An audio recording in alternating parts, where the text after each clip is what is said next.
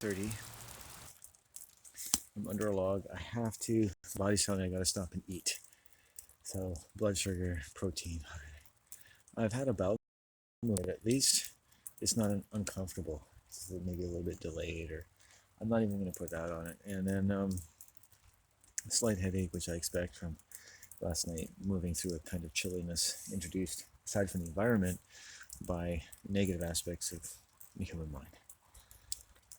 And just leave it at that for now. I know what it is, so that's all that matters. And sometimes it's better to belabor it. I'll take a bath when I go home, and that will kind of tell the story in a strange way. And thank you.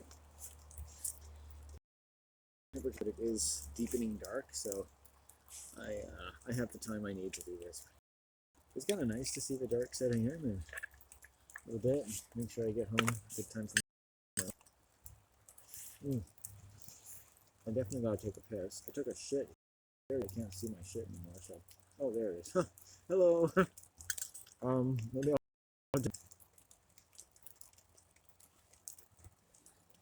Uh,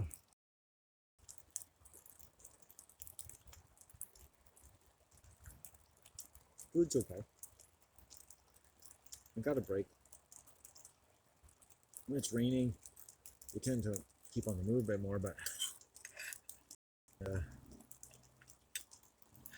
a little agitated today. I go stretching.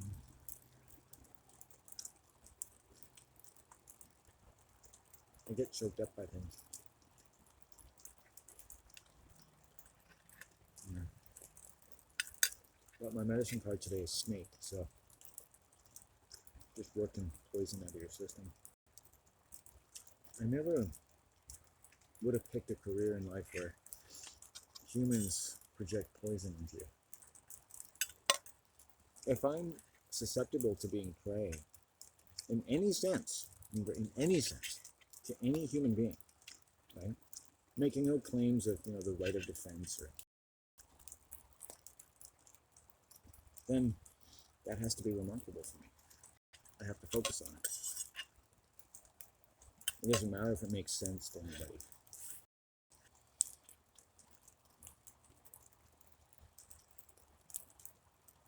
Humans can want unusual things from other humans.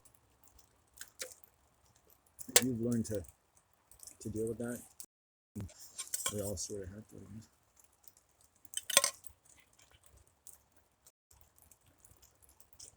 Sometimes I think it's nice just to think about having a girlfriend. Someone I could really trust. It didn't have to be about sex. Because I don't think most people should even have sex. I understand it's a strong bodily urge. But masturbation is pretty good. Imagine I could have a girlfriend and never see her vagina. It's like, whew, that'd be great. A truly Christian relationship. That's what, I gotta go out with a Christian.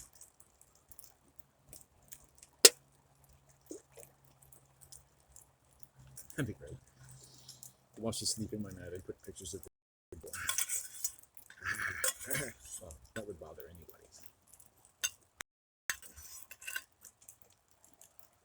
I don't worship the devil.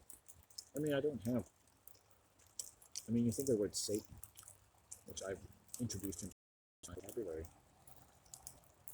That's, in a way, if I may speak this way, in terms of my sanctity of my whole life, I would say one who respectfully asked and wanted the most sort of didactic sort of idea about why I would put into my vocabulary, or is because I've attributed to Satan, in my introduction to the word Satan, I guess, with truth in a way that I've long since attributed with God. And maybe there's just this, if you told me here's a G and that's truthful, I would say, okay, cool, but there's truthful and then there's truthful in that deep subjective sense of like, this feels good, this is a truthful world would be such and such way. Or you would say, but the truth isn't always nice. Well, to me, The truth should be nice. I think I'm still kind of like a little child, being more acquainted with the world, as it were.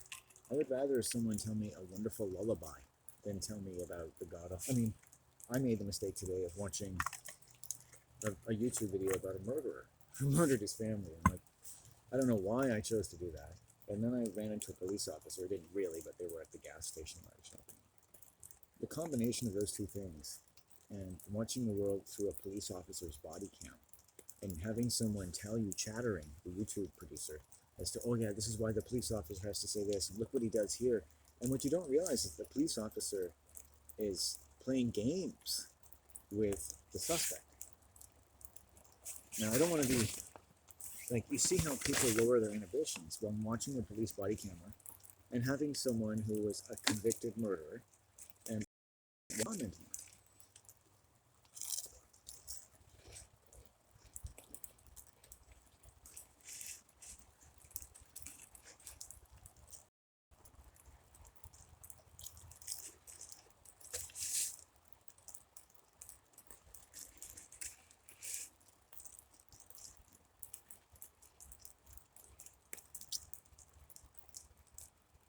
I don't know. Whole thing seems rather nasty to me.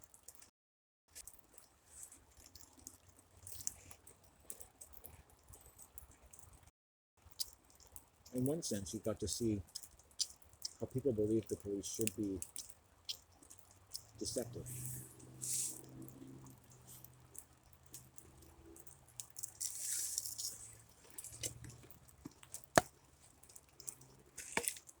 Because it preserves the ability to investigate guilty people without the benefit of counsel.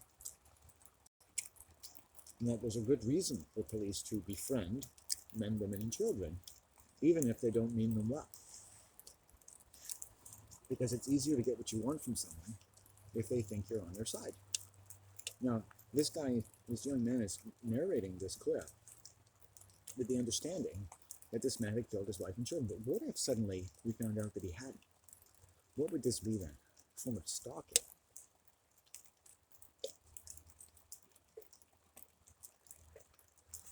You know, and it's a perfect example of everything I've talked about today, much of which I've already deleted, about problems I have with the police, even when you think they're doing their job, as it were. I'm not going to stop as much at this point, but I'm going to, since I've stopped now, I'm going to eat some bread. I guess I've gone through about a joint today.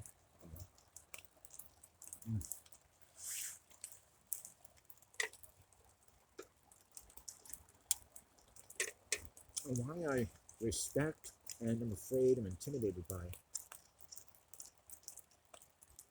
people in authority of any kind in the world, and in what ways you've learned to expect or not the voice of your own authority to have its power known, and to what lengths you might have to go to show your authority, because your safety emanates from your sense of personal authority and from your voice and the authority of your voice. And what I found is when people lower their inhibitions, groups, cults, and schizophrenia, all the things I've talked about, oppression, how humans deal with pain, because of certain things that, anyways, there's a lot of human denial, and it's intoxicant. And there's a range of ways of looking at it, like reasonable, understandable, quite fine or healthy, or when things go wrong. Denial maybe plays a certain part in people's fear of the world, because they don't like what seems to be the prevalent, intoxicating denial of various people about such and such and ill, because to live in the world is to live in denial, right? If you weren't living in denial, you would kind of see and feel all the torture. It's still affecting you, but you just don't have to really connect it. So you're still in a sense surviving it, but you just don't survive it head on. You're just like, go to your job, be positive, and that's fine. Even if the blackest backdrop in the world made that look like an intoxicating delusion, it was the best of the bunch. Be positive, work hard, don't dwell on things that we don't necessarily have to, but definitely make the world a better place. I understand I was born into a waspish middle-class family, and it's not special to me. It's basically what white people learn to do. I'm just putting into words from kind of as an amateur cultural anthropologist of white people. So you traipse upon pathologizing them in a sense, but also understand that everything that looks like a pathology to one culture can be an absolute survival necessity to another. Even if it seems like a strange religious function on top of everything else, you've got to check your own capacity for cult psychology before you start judging other groups. Because basically, just under what you could call the conditions of oppression, people have to come together in ways that are not necessarily as beneficial to other people as you may need so much to believe, in a way connected to your and your group's own survival, connected symbiotically, that you can't hear and don't want to hear where it doesn't work out for other people. I don't want to get on the police so much as I want to highlight this aspect that can be seen, and you got to be careful, but I mean, the police sort of demonstrate this in their training, in their culture, for reasons that have been decided to be justified by the power that they wield to deter and investigate crime. And with deference to the fact that there's going to be, excessive deficiencies and lots and lots of people who just don't like having them around and don't like how they were treated. That's what you get. Otherwise, you get nothing, in which case it would be anarchy. So that's what we live with. And if you're class or this, that, and you do your thing and you're being a good person and making money for the corporations, and you'll probably be okay. As long as you don't marry the wrong person or befriend the wrong person or just meet the wrong cop one day. It's, because if you're not used to it, and the reason even young people especially can be intimidated by the police, as they say if you're black in the United States, is that it requires a kind of game theory to interact with them. I mean, because you're not allowed to be concerned as anyone could be who's any sense acquainted with the high on the one side and the culture and training of the police. They can come up to someone and physically assault them, and in their world, and what they would say should be your world if you were educated properly, nothing has happened. The story begins after that, and you can see direct evidence of this, physical evidence. It's absolutely true, right? I'm not saying you should, but you could see how a human nervous system could be a little uncomfortable with the prerogative that any user, male or female, has to shrink your decisions down to a range that is so uncomfortable on the one hand, and where it opens up and raises the specter that you're going to make the wrong decision or get upset or say the wrong thing or look too nervous or get angry.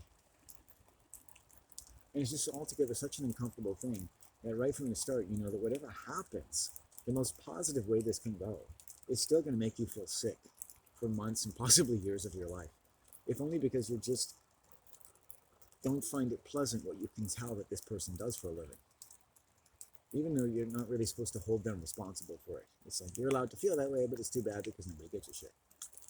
And this is the kind of hidden cost of having any cult, any group who is tasked with accomplishing some great end, whether redeeming the human race or deterring crime or collecting taxes or educating the public.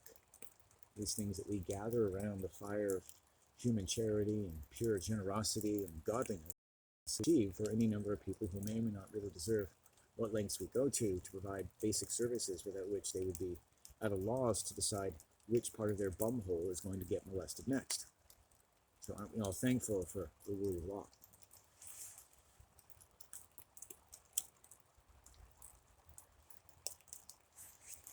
And if people like me should wax poetic and metaphorical and say, the world is just an organized way of raping you anyway, and that you are imagined at best to be a very receptive asshole that produces the gold of the world. Human obedience. Best drawn out of the human asshole and the human flesh and blood out of an asshole by birth. So that really, no offense to homosexuals, the logical extent of being a good citizen is to finding a way back into somebody's asshole. And that's why you see that when spirits die, there's all these angels around this big pimply tube, because that's an asshole. That's where your shit goes to the light. At the end of it, there's a big toilet bowl in the sky. Just vague insinuations. You see them in movies, you see them in the language. Check, I don't have a lot of time to talk about this, but check how often the number 2 appears in movies. The number 2. It always has to do with mutual annihilation as a part of the ingress of the plot of the movie or the plot of human existence. It's a very powerful magic that you will see coded into the number 2. So people see 9/11 in Terminator, for instance, but it's not just 9/11, it's the number 2.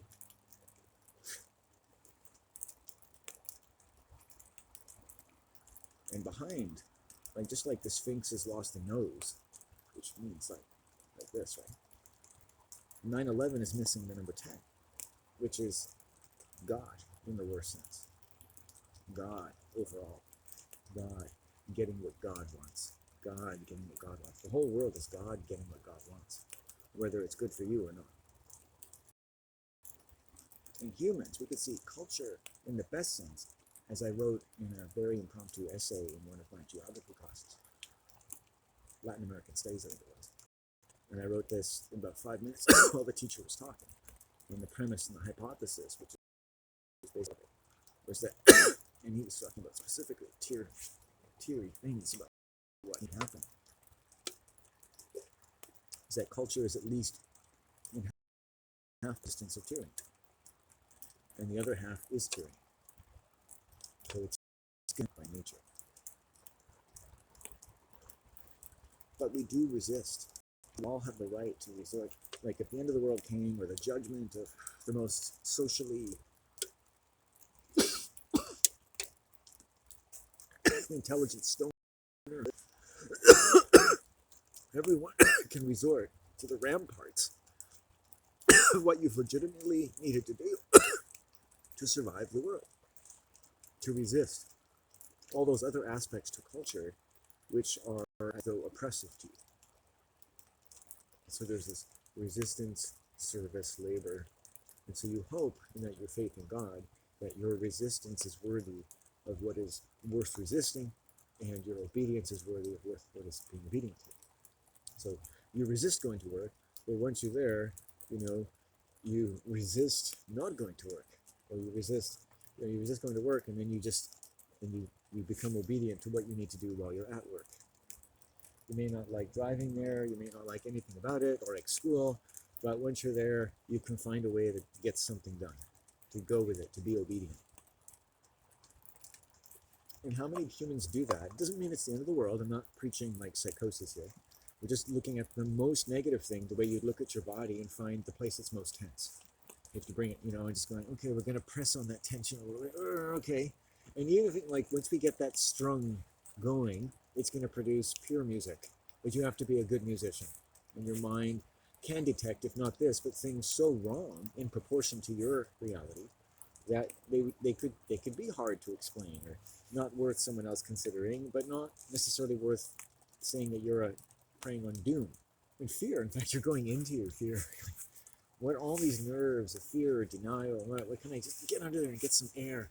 Even if you have to bellow a little bit and go, okay, this much but no further. If we're going to be advocates, if we're going to have lawyers and boundaries and laws and the rule of law, what about our own immune system? What about its rules for what we don't want? I love armadillo medicine, which is drawing a circle around ourselves and saying, this is what I accept into my experience and this is what I don't accept. It's not important that your reality conforms to that, because you'd have to be psychotic, okay, but that's okay.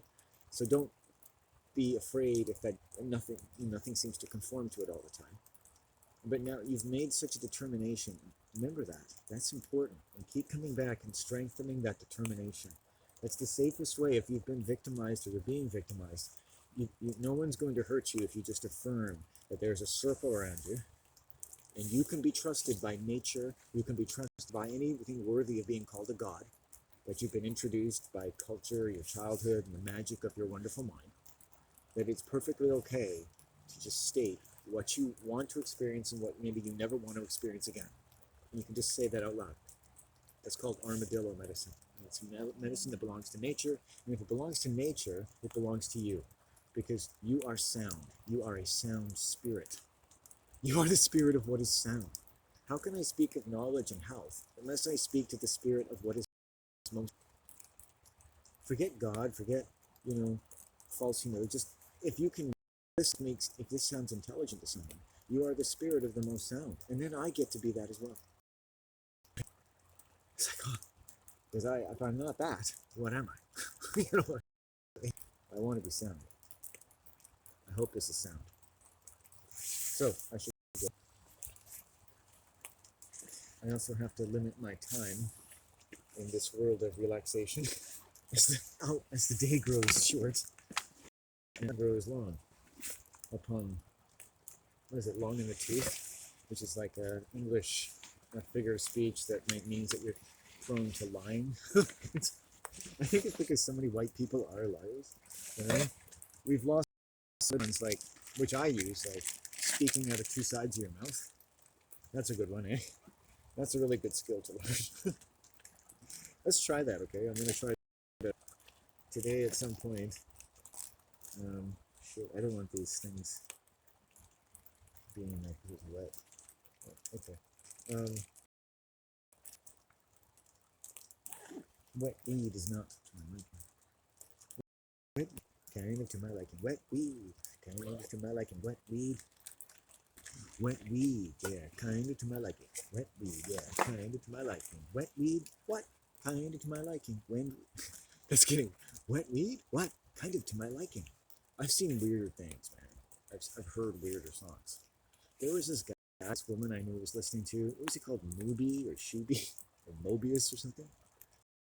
Weird, man. Like I liked it, and I was like, how did this guy come up with these words and these tunes? And one day, a few days ago, I was thinking to myself, like, with all the music in the world, why not doing things better, even better than classical music, and just making up your own classical music. And this guy was sort of like that, kind of gender neutral, I guess, for his time. And I didn't totally take to it, because it kind of got repetitive for me. But ingenious. If I had done that, I'd be quite proud of myself.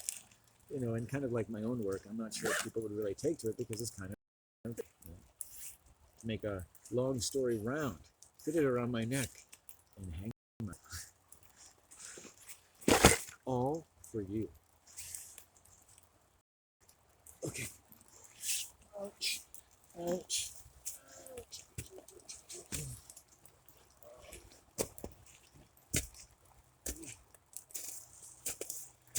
Okay, so I'm gonna put this away. I have to put these shoes away, and my own feet remain quite reliably dryish.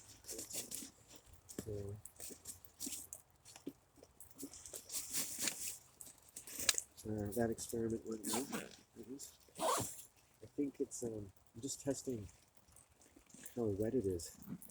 Testing how wet it is. So I'm testing how wet it is. So I think I'm going to put this camera in.